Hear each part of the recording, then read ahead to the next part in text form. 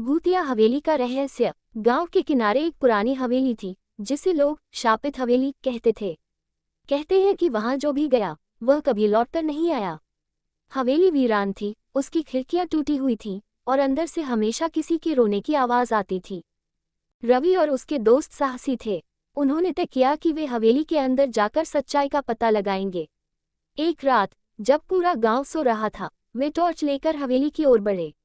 जैसे ही उन्होंने दरवाजा खोला, ठंडी हवा का एक झोंका आया और दरवाजा अपने आप बंद हो गया। अंदर घना अंधेरा था, दीवारों पर अजीब चित्र बने थे और कोनों में मकड़ियों के जाले लगे थे।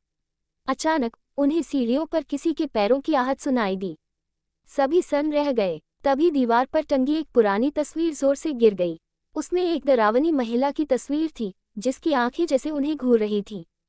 रवि ने हिम्मत करके आगे बढ़ने का फैसला किया। उन्होंने एक कमरा खोला तो देखा कि एक बूढ़ी औरत वहां बैठी हुई थी जो बुरी तरह कांप रही थी। उसने कांपती आवाज में कहा, भाग जाओ, इससे पहले कि वह आ जाए। तभी दरवाजा जोर से बंद हुआ और कमरे में अंधेरा छा गया। एक ठंडी हवा चली और सभी ने महसूस किया कि कोई उनके पीछे खड़ा है। जब उन्होंने पीछे मुड़कर देखा तो एक लंबी काली छाया उनके सामने खड़ी थी। उसकी आंखें लाल चमक रही थीं और वह धीरे धीरे उनकी ओर बढ़ रही थी।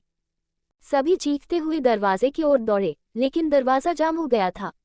तभी बूढ़ी औरत ने एक मंत्र पढ़ा और अचानक दरवाजा खुल गया। सभी दौड़ते हुए हवेली से बाहर निकले।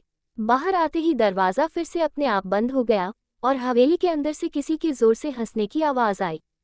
उस रात के बाद रवि और उसके दोस्तों ने फिर कभी उस हवेली की ओर देखने की हिम्मत नहीं की। गांव के लोगों का कहना है कि वह आवाज आज भी कभी कभी सुनाई देती है और जो भी वहां जाता है वह कभी लौटकर नहीं आता। तो क्या आप